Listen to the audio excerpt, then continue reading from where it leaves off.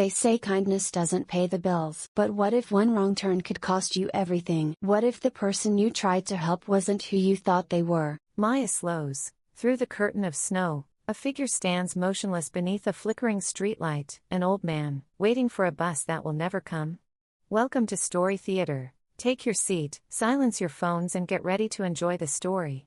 The snow fell thick over Cedar Hollow. It was 10 at night and old factories stood like dark giants against the storm. Wind screamed between buildings. The air burned when you breathed it in. Maya Carter pedaled hard through the blizzard, her thin jacket doing nothing against the cold. She was 18 with fingers wrapped tight around the handlebars. The bicycle was ancient, rattling and groaning. One wheel wobbled and the chain kept slipping, but she could not stop. Everything depended on this last delivery. Her breath came out in clouds that disappeared into darkness. She squinted against snowflakes that pelted her face like needles. Inside the wire basket sat one pizza box, growing colder. The last delivery. It should have been done an hour ago. Twice she had nearly fallen, her heart jumping as the bike skidded. She thought about her mother in that hospital bed, so small under the thin blanket, tubes running into her arms. Medical bills kept coming in white envelopes piled on their kitchen table. Rent was 3 months overdue. The landlord had called yesterday, his voice cold.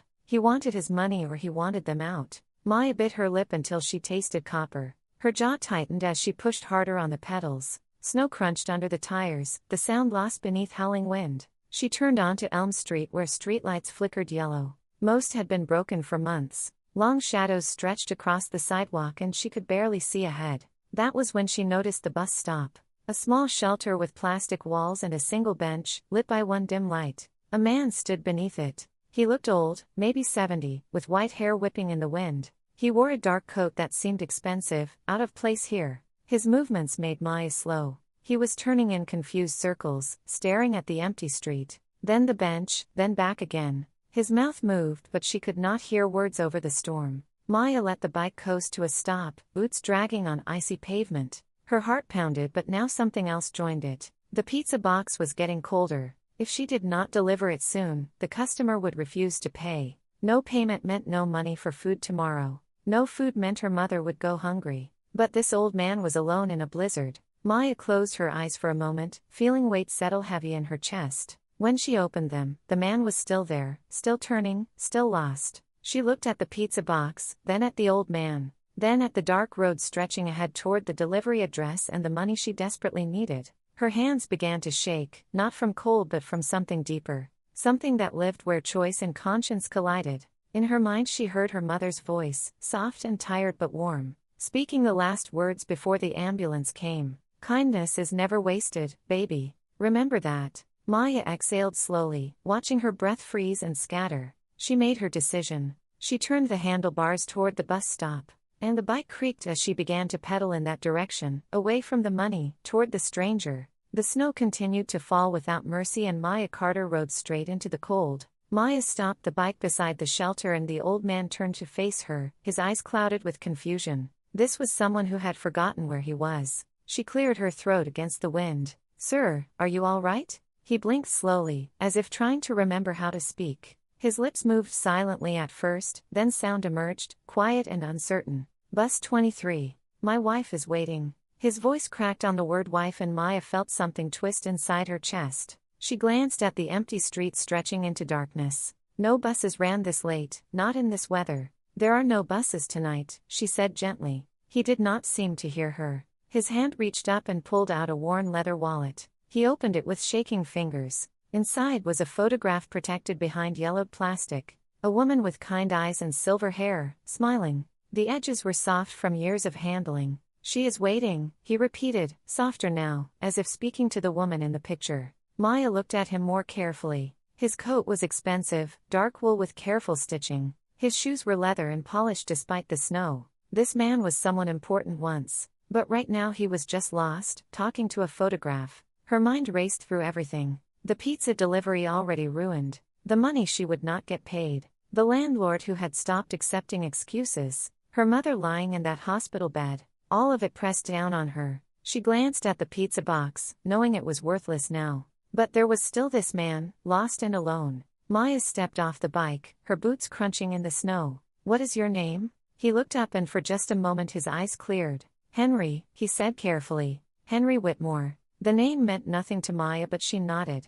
Mr. Whitmore, it is too cold out here. Let me take you home. He stared at her, then at the bicycle, and confusion returned. Bus 23, he said again, but this time it sounded like a question. Maya pulled out the pizza box and set it on the bench. Then she gestured to the empty wire space. You can sit here. I will take you. Henry Whitmore looked at the wire basket as if it were a puzzle. Then slowly, moving with stiffness, he lowered himself down. Maya steadied him with her hand on his arm, feeling how thin he was. He folded his legs awkwardly into the small space. It would work. She climbed back onto the bike and felt the weight immediately. The handlebars shook and the frame creaked. She took a deep breath of frozen air and began to pedal. The bike moved slowly through the snow, each push requiring more effort. Her legs burned and her lungs ached, but she kept going. Behind her Henry sat in silence and she could hear his breathing, slow and shallow and somehow lonely. Minutes passed in the storm. The wind howled and snow fell thicker. Maya did not know where she was taking him. She only knew she could not leave him there alone.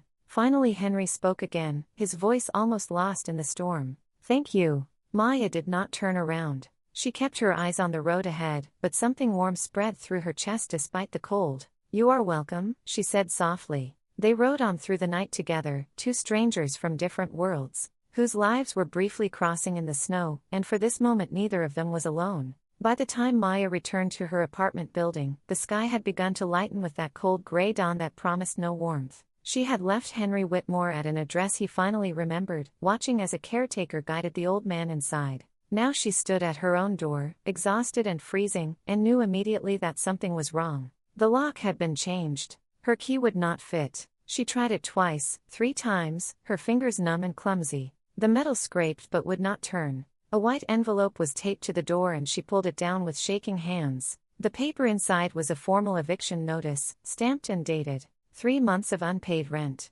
Final warning ignored. Belongings stored in the basement. Maya stood there with the notice crumpling in her fist. She could feel her heart beating, but it seemed distant, like it belonged to someone else. Everything she owned was locked away below her feet. The photographs of her mother. The blanket from childhood. The books she had promised to read someday. She reached out and wrapped her fingers around the cold doorknob anyway, as if touching it might change something. Her lips moved and words came out barely above a whisper, bitter and tired. Guess I just paid rent to the wind. The hallway was empty and silent. No one heard her. She let go of the doorknob and the notice fell from her hand, drifting down to the stained carpet. She did not pick it up. Maya walked back down the stairs slowly, each step heavier than the last. Outside the snow had stopped but the cold remained, settled deep into everything. She had nowhere to go. No money. No home. Just the clothes on her back and a bicycle with a wobbling wheel. She started walking, her boots leaving tracks in the fresh snow. The streets were mostly empty. A few cars passed, their headlights cutting through the gray morning. She kept her head down and her hands in her pockets, but the cold found its way in anyway. As she walked she thought about her mother. Not the woman in the hospital bed, but the mother from before. The one who used to write letters on yellow paper. Maya had found one of those letters tucked into a cookbook. The handwriting was shaky but the words were clear. Kindness is never wasted, baby. Remember that. Even when it costs you something. Even when it hurts. It comes back in ways you cannot see. Maya felt her throat tighten and her eyes burn. She blinked hard against the tears. Crying would not help. Crying would not give her a place to sleep or food to eat. Crying would just make her colder. She kept walking with no destination, just moving because stopping meant accepting how lost she was. The neighborhood changed around her. Fewer houses, more closed storefronts. Then ahead she saw light. Warm yellow light spilling onto the sidewalk. A 24-hour convenience store, its sign glowing like a small beacon in the gray morning. Maya stopped and stared at it. Through the windows she could see shelves and a counter and movement inside. Heat. Shelter. Maybe just for a few minutes she could feel warm. She adjusted her backpack straps and started walking toward the light, her breath coming out in clouds. For now it was enough. One foot in front of the other. Toward warmth. Toward anything that was not the cold, empty street behind her. The bell chimed as Maya pushed inside and warmth hit her like a physical thing. She stood just inside, feeling heat seep into her frozen skin. Her fingers tingled painfully as blood began flowing back. The fluorescent lights were too bright after the gray dawn, but she did not care. It was warm. The store was small and cluttered, aisles packed with chips and canned goods. A radio played quietly behind the counter. The smell of old coffee and floor cleaner hung in the air. It felt like sanctuary. Behind the counter stood a man in his late 60s with silver hair and a weathered face that suggested years of smiling. He wore a flannel shirt rolled at the sleeves and reading glasses on his nose. He looked up from a newspaper and his expression shifted to concern. "You look frozen solid," he said, his voice rough but kind. "Come in." Maya moved deeper into the store, her legs stiff. She did not trust herself to speak. The man watched her with quiet attention, the kind that saw more than most bothered to see. "Name's Harold Jensen," he said, gesturing to his name tag. "I own this place." He paused, studying her. "When's the last time you ate?" Maya opened her mouth but could not remember. Time had blurred into one long stretch of cold and worry. Harold nodded as if her silence told him everything. He reached under the counter and pulled out a sandwich and bottled water. "On the house," he said simply. Before Maya could respond, a door at the back opened and another man emerged. He was younger, maybe 30, with sharp features and suspicious eyes. His name tag read Evan Brooks. He stopped when he saw Maya, his gaze moving over her slowly, taking in her worn jacket. "Another one?" Evan said, his voice flat. "Harold, we talked about this." Harold did not look at him. He kept his eyes on Maya. "If you need warmth, help me stock the shelves," Harold said to her, ignoring Evan completely. "Fair trade. Work for a place to warm up." Maya felt something catch in her throat. She nodded quickly, afraid speaking might make her cry. "Harold," Evan said again, more insistently. He moved closer, his body tense. "You keep doing this and people are going to take advantage." "Then let them," Harold replied calmly. He slid the sandwich and water toward Maya. "Eat first. Shelves can wait." Evan made a sound of disgust and disappeared into the storage room. The door closed with more force than necessary. Maya picked up the sandwich with trembling hands. Harold went back to his newspaper, but she could tell he was watching from the corner of his eye. She took a bite and the bread was dry and the turkey was cold, but it was food and she was so hungry it tasted perfect. She ate slowly while Harold pretended to read and the radio played softly, and somewhere in back Evan moved boxes with loud deliberate thuds. For the first time since the bus stop, since the eviction, since everything fell apart, Maya felt something other than cold and fear. She felt seen. She felt human. And in this small cluttered store with its two bright lights and its kind owner and its suspicious employee, she felt the smallest flicker of hope settling into her bones, melting something that had frozen inside her. Maya woke to shouting. She had fallen asleep on cardboard boxes in the storage room after hours of stocking shelves. The fluorescent lights hummed and for a moment she could not remember where she was. Then the shouting came again and she sat up quickly. Through the doorway she could see into the store. Evan stood behind the counter with his face flushed red and his finger pointing. Harold stood to the side with his arms crossed. The tension was thick. "The money is gone." "From the register. $80. I counted it last night." Maya got to her feet slowly, body stiff. She moved to the doorway but stayed in shadows. Something in her chest felt cold. Evan turned toward the storage room and found her immediately. He pointed with his whole arm extended. It was her. She was here all night. Who else could it be? The accusation hit like a physical blow. She opened her mouth but no words came. What could she say? She had been here alone. She looked guilty just by existing. Harold remained silent. He stood there giving nothing away, and Maya felt panic rise. He was going to believe Evan. She was just some homeless girl. Evan was his employee. But Harold did not speak. Instead he walked behind the counter and bent down, his knees creaking. When he straightened he was holding a small black device. A backup security camera. He set it on the counter. "Let's check the tape," Harold said quietly, his voice carrying weight that made Evan's face drain of color. Evan's mouth opened and closed. His pointing hand dropped to his side. His eyes darted to the door, but Harold was already connecting the camera to a monitor. The screen flickered showing grainy footage. Harold fast-forwarded through hours, then slowed. The footage showed the counter, the register, and Evan. In the silent video Evan looked around carefully, making sure he was alone. Then he opened the register and pulled out bills, folding them quickly and shoving them into his pocket.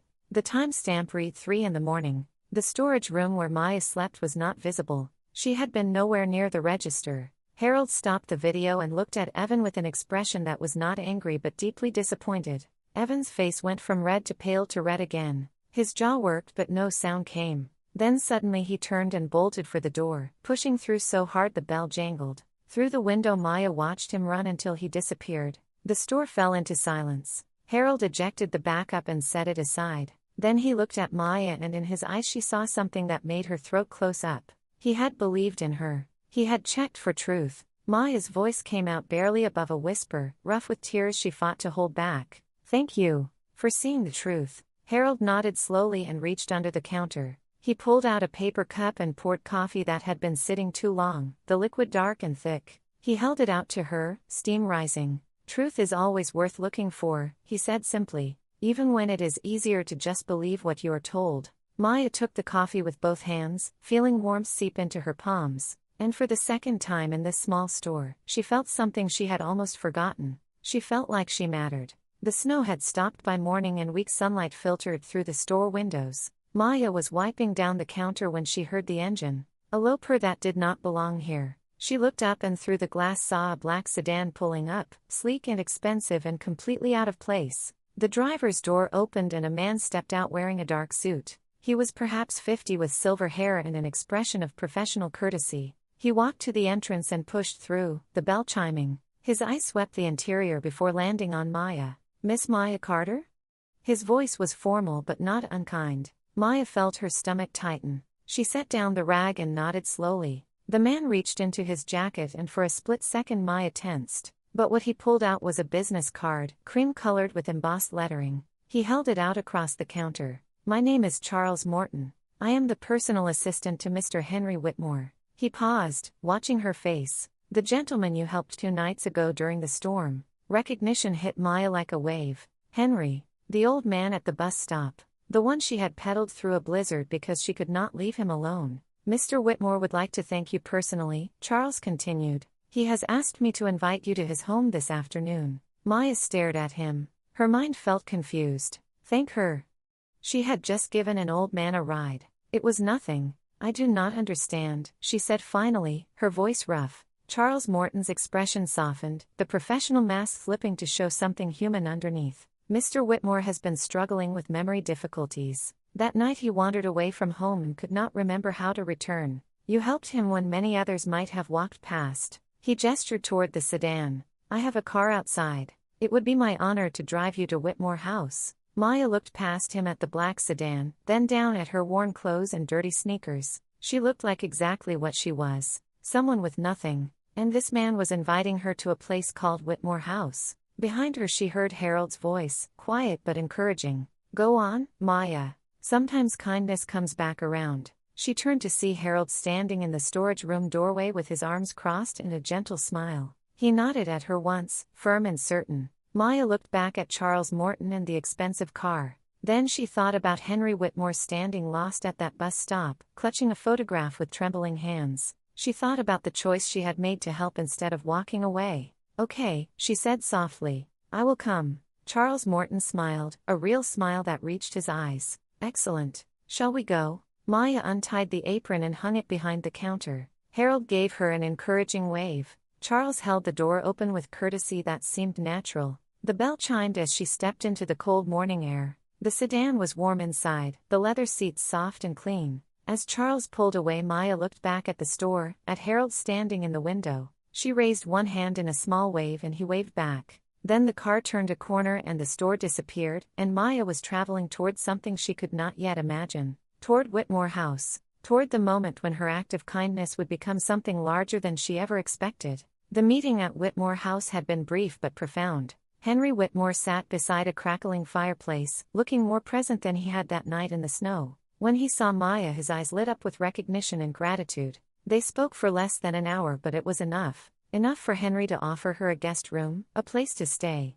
Enough for both of them to feel less alone. But the world beyond Whitmore House was not as kind. 3 days later, Maya passed a newsstand downtown. The local paper was displayed prominently and the headline made her stop cold. "Homeless teen moves into millionaire's mansion." Below it was a photograph taken from a distance. Her climbing out of Charles Morton's sedan. Henry visible through a window. Maya bought the paper with shaking hands and read it standing there. The article painted her as either a charity case or a calculating opportunist, the language carefully neutral but the implications clear. By the time she finished, her face felt hot with shame even though she had done nothing wrong. The newspaper was just the beginning. That evening, Henry's housekeeper knocked quietly and told her something was happening online. Someone named Evan Brooks had posted a video. Maya felt her stomach drop. The video was grainy, shot on a phone, but the audio was clear. Evan stood in what looked like his apartment, his face close to the camera and his voice dripping with false concern. He talked about how he used to work at a convenience store where Maya had spent time,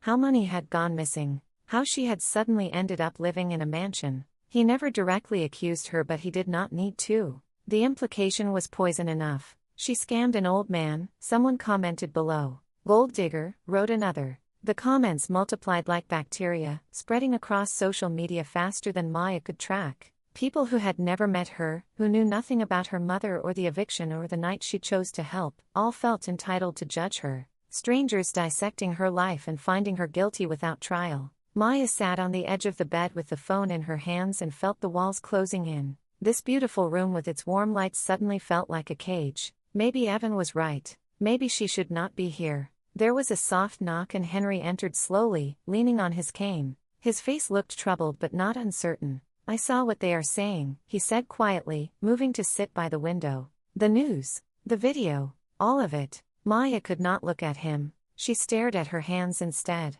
"Maybe I should go. I do not want to cause you trouble." Henry was silent for a long moment. When he finally spoke, his voice was stronger than she had heard it before, clearer, as if anger had burned away the fog in his mind. "Do you know what I remember most clearly from that night?" he asked. "Not the cold, not the confusion, but your face when you stopped. You did not want to. You had somewhere to be, but you stopped anyway." He stood up slowly and moved to the door. "Let them talk, Maya. The truth does not need their permission to exist." He left her alone with those words hanging in the air. And Maya sat there in the warm room and thought about truth and kindness and the cost of both. Outside the window, snow began to fall again, soft and relentless, covering everything in white. The rumors did not stop, but they began to lose their power. Harold Jensen came forward with the security footage from his store, posting it online with a simple caption, "The truth." The video spread almost as quickly as Evan's lies, and the tide of public opinion began to shift. Enough for Maya to breathe again. It was Harold's act that sparked something in Henry Whitmore. One morning he called Maya into his study. The room was lined with dark wood shelves filled with books and photographs. He sat behind a massive oak desk with papers spread out, his eyes clear and focused. "I have been thinking," Henry said, gesturing for her to sit, "about what happened to you. About how hard it is for young people who fall on difficult times. About how easy it is for the world to look away." Maya sat down slowly. Henry picked up a pen and tapped it against the desk. "I want to start something," he continued. "A fund. Something real. Housing assistance, job training, medical bill support. A bridge to help people cross from where they are to where they need to be." Maya felt her throat tighten. She thought about her mother. About the eviction. About the night she almost did not stop to help. "I would like you to help me," Henry said, his voice gentle but firm. "You understand what it means to need help. That makes you the right person to give it." Over the next few months they worked together to create Haven Bridge Fund. It started small, just a few $1,000s and a rented office above a bakery. But Henry had connections and Maya had passion, and together they began to build something that mattered. They hired a small staff. They reached out to schools and community centers. They told stories not of charity but of dignity. The day of the first press conference arrived on a bright spring morning. The snow had melted and Cedar Hollow looked almost hopeful. A small crowd gathered in the community center, local reporters with cameras, curious citizens, and a few young people who had been helped by the fund. Maya stood at a podium that felt too tall, with Henry sitting beside her for support. She looked out at the faces and felt her hands shake. Then she found Harold in the crowd, standing near the back with that gentle smile. He nodded once. Maya took a breath and began to speak, her voice steady. "Kindness is not charity. It is dignity." The words came from somewhere deep inside her, from the bus stop and the convenience store.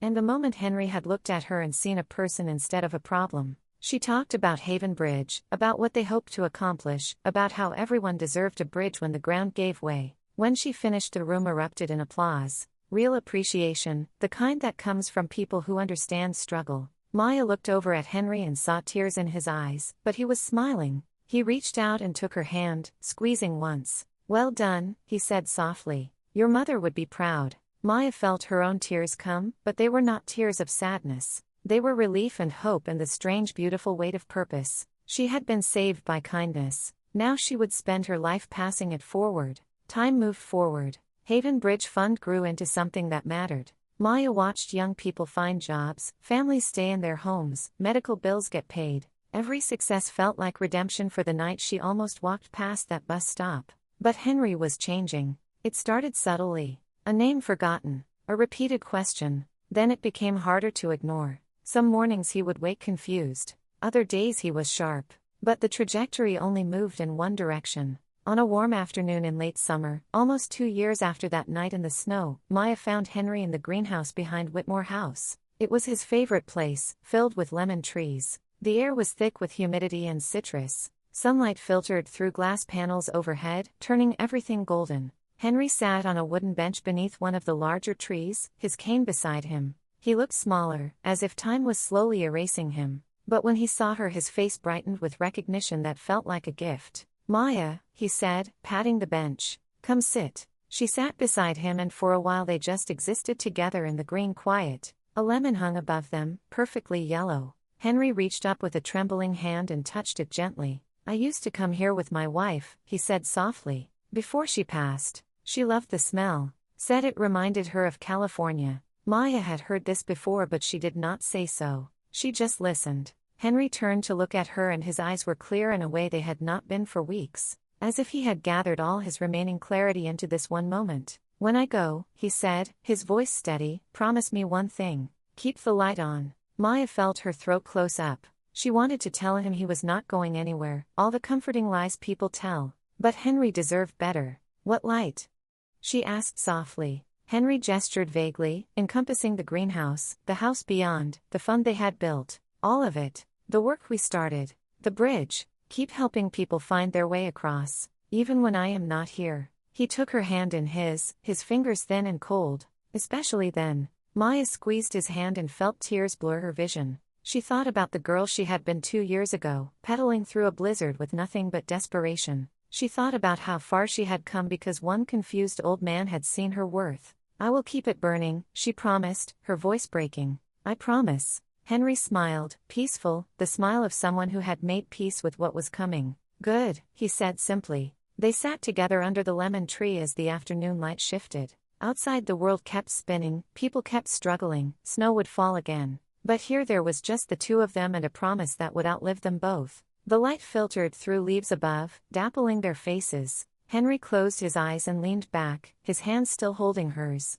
Maya sat beside him, memorizing this moment, knowing it was one of the last times she would see him truly present. "Thank you," Henry whispered, so quietly she almost missed it. "For stopping that night." Maya did not trust herself to speak. She just held his hand tighter and let the tears fall silently. Outside the window snow began to fall again, early and unexpected, each flake catching the light. 10 years passed. Maya Carter stood on a stage in the Cedar Hollow Community Center, but she was not the same woman who had once delivered pizzas through a blizzard. She was 28 years old now. Her hair was pulled back and there were lines around her eyes that came from years of work and purpose. The audience was packed. Families who had been helped by Haven Bridge Foundation, children who had received scholarships, parents who had kept their homes, young people who had found hope.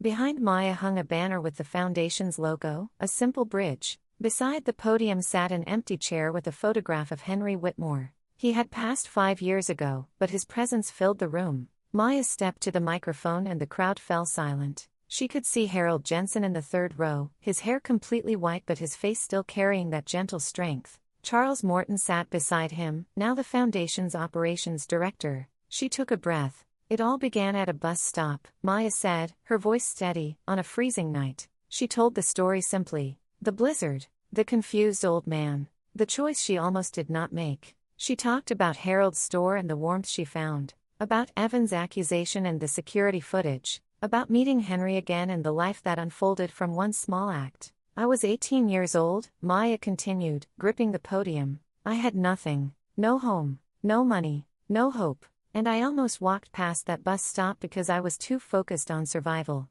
She paused and looked out at the audience. All these people who had been helped because she had stopped that night. But I did stop. And that choice changed everything. Because kindness is not just about one moment. It spreads. It multiplies. Her voice grew stronger. Haven Bridge Foundation has helped over 3,000 people in the past decade. 3,000 bridges built. And every single one started with that night when Henry Whitmore reminded me that we are not alone unless we choose to be. The audience was silent. Maya felt tears, but she did not fight them. Kindness does not just survive the cold, she said softly. It becomes the light. The applause started slowly, then built into something powerful. People stood until the entire room was on its feet. Maya stood with tears streaming down her face, not from sadness but from purpose fulfilled. When the applause died, the lights dimmed and a video began to play. Images of the foundation's work, families in new homes, students graduating, workers starting jobs. And woven through it all, footage of that original bus stop on Elm Street. The camera lingered on the empty bench as snow began to fall, each flake catching light. The screen faded to black and words appeared. In memory of Henry Whitmore, who taught us that kindness is never wasted. Maya looked at the photograph on the empty chair and whispered words only she could hear. I kept the light on, just like I promised. Outside the community center, real snow began to fall again, soft and gentle, covering the streets of Cedar Hollow. But inside there was warmth and light and the knowledge that kindness, once given, never truly ends. It just keeps moving forward, touching lives in ways that ripple outward forever, like light spreading through darkness, showing others the way home. Years may pass and seasons may change, but kindness never fades. It stays in the light we share, guiding someone home just as it once did for her. If this story touched your heart, tell us below. When was the last time kindness changed your day? Share this video with someone who still believes good people are out there, because one share might inspire the next act of kindness. Thank you for watching. This has been Story Theater.